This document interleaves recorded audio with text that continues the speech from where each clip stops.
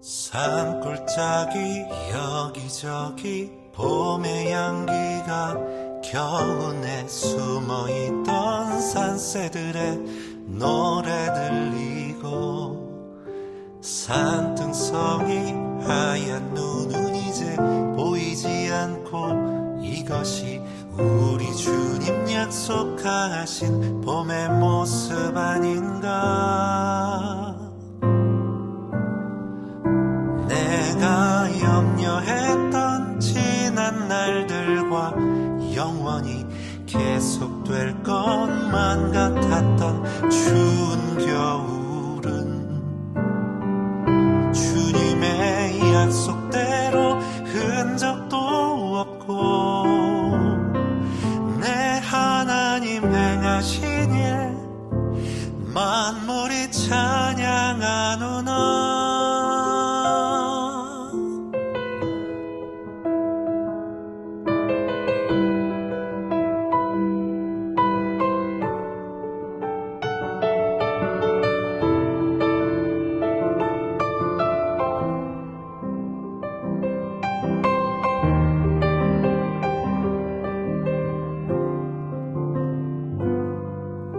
숨죽이며 움츠렸던 지난 겨울들 서러웁게 흐느꼈던 손시리던 날들 우울하고 절망했던 슬픈 인생도 이제는 약속하신 사랑으로 자유케 되리.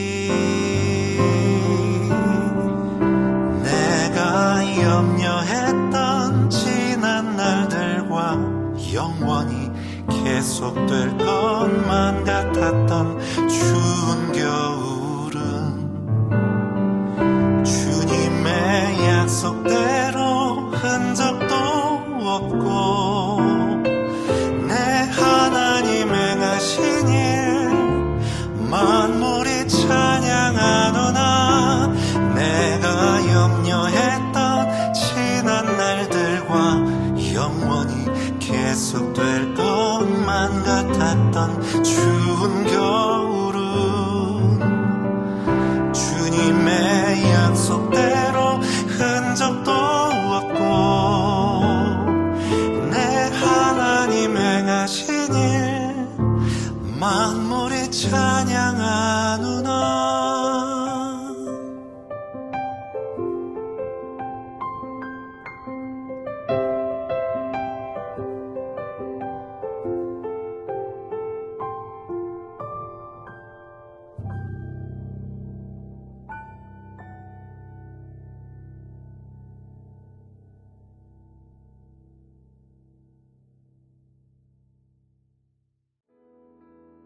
하나님께서 오늘 우리에게 주신 생명의 양식은 신명기 22장 1절에서 12절입니다. 요즘은 누군가가 괜히 나의 사적인 일에 질문을 하면 불편함을 토로하는 시대입니다. 그래서 웬만하면 타인의 일에 눈을 감아버립니다. 어쩌면 잠언 26장 17절의 말씀처럼 길로 지나가다가 자기와 상관없는 다툼을 간섭하는 자는 개의 귀를 잡는 자와 같아라고 말씀합니다. 그래서 알아도 모르는 척, 들어도 못 들은 척 하는 것이 지혜로운 사람으로 인정받습니다. 내가 형제의 소나 양이 길 잃은 것을 보거든 반드시 그것들을 끌어다가 내 형제에게 돌려주라고 합니다. 때로는 형제가 멀리 떨어져 있거나 또는 주인이 누구인지 알지 못하는 짐승이 길 잃은 것을 보게 된다면 그 짐승을 내 집으로 끌고 가서 형제가 찾기까지 내게 두었다가 본래 주인에게 돌려주라고 합니다. 소나 양뿐만 아니라 형제가 잃어버린 어떤 것이든 얻게 되었을 때 못 본 채 하지 말라는 것입니다. 특히 형제의 낙이나 소가 길에 넘어져서 그 형제가 애쓰는 것을 못 본 채 하지 말고 형제를 도와 그 짐승을 일으키라고 합니다. 형제의 소유를 잠시 보관하는 것도 쉽지는 않습니다. 그런데 주인이 누구인지도 모르는 소나 양을 나의 집으로 끌고 와서 언제 주인이 나타날지도 모르는데 그때까지 사육한다는 것은 결코 쉬운 일이 아닙니다. 어쩌면 돌보다가 난처한 일을 당할 수도 있습니다.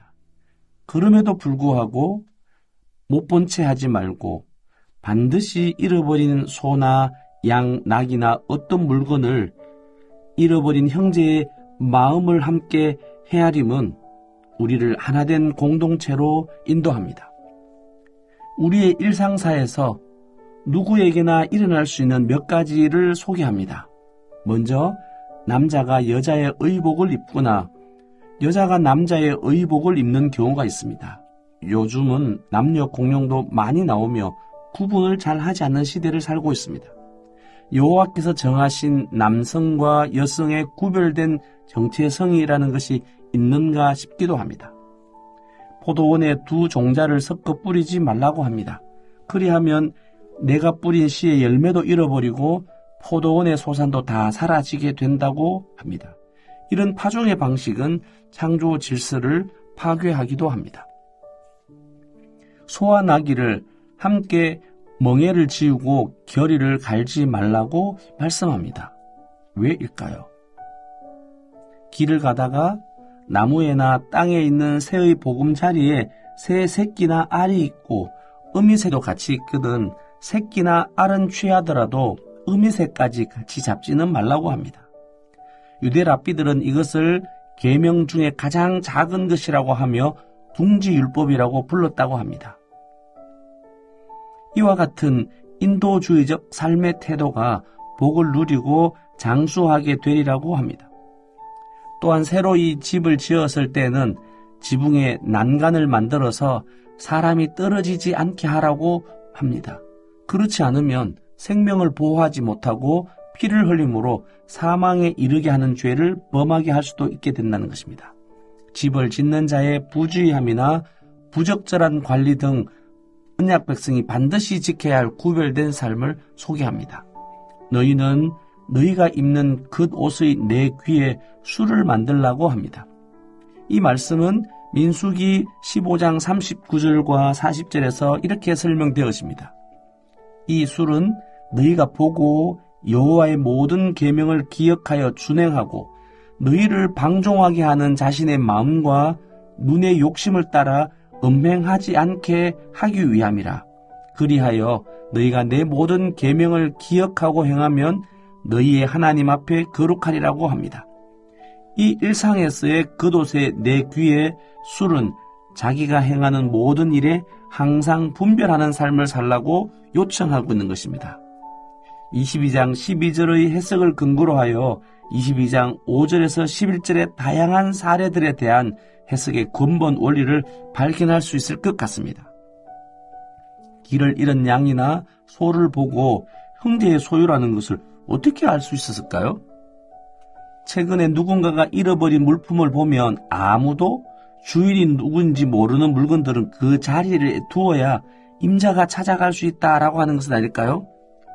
과연 이 말씀을 오늘 우리에게 얼마나 적용 가능할까요? 주인이 누구인지 알지 못하는 동물을 집으로 끌고 와서 돌보아 주려면 동물이 먹은 양식은 어떻게 배상받게 될까요? 소와 나귀를 함께 결이 지어 밭을 갈지 말라고 합니다. 양털과 배실로 섞어 짠 것을 입지 말라고 말합니다. 여러 사례들을 왜 이렇게 요청하는지 그 이유를 우리는 다 설명할 수 없습니다. 한번 곰곰이 이 말씀을 계속해서 묵상해보는 하루가 되기를 기대해 봅니다. 하나님은 어떤 분이십니까? 하나님은 우리가 서로 도우며 어떤 대가에 대한 언급도 없이 형제의 잃어버린 것들을 찾아주며 보호하는 관계 속에서 우리를 하나됨으로 빚어가시는 분이십니다. 하나님께서는 죄악 중에 이뤄져 있던 우리를 구원하기 위하여 아들의 생명까지 기꺼이 내어주신 분이심을 묵상하기 원합니다. 자신에게 아무런 도움이 되지 않는 죄악된 인간을 끝까지 돌보아 주신 바로 그 하나님의 사랑 말입니다. 하나님은 우리가 허락하신 삶의 자리에서 거룩성을 유지하도록 섬세하게 인도하시는 분이십니다. 일상 속에서 하나님의 백성이 세상과 구별되어 살도록 인도하시는 분이십니다. 거룩을 드러낼 수 있도록 세상과 구별된 삶의 자리에서 우리를 이끄시는 분입니다. 기도하겠습니다. 죄악 가운데 잃어버린 자 되었던 저희를 못 본 채 하지 않으시고 자신의 생명의 값을 치르시면서까지 우리를 하나님과의 올바른 관계로 돌려주신 예수님께 진심으로 감사를 드립니다.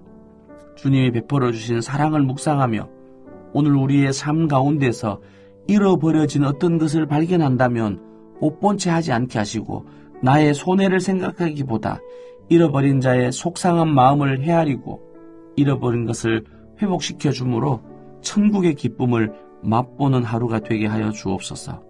예수님의 이름으로 기도합니다. 아멘.